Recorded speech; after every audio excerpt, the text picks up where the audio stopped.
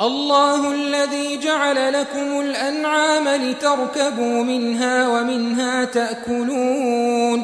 ولكم فيها منافع ولتبلغوا عليها حاجة في صدوركم وعليها وعلى الفلك تحملون ويريكم آياته فأي آيات الله تنكرون أفلم يسيروا في الأرض فينظروا كيف كان عاقبة الذين من قبلهم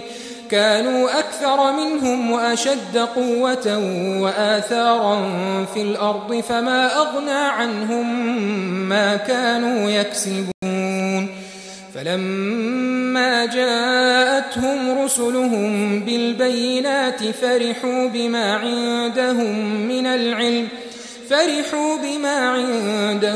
من العلم وحاق بهم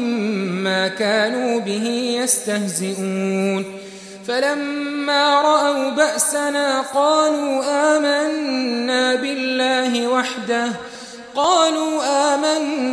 بالله وحده وكفرنا بما كنا به مشركين فلم يك ينفعهم إيمانهم لما رأوا بأسنا سنة الله التي قد خلت في عباده وخسر هنالك الكافرون.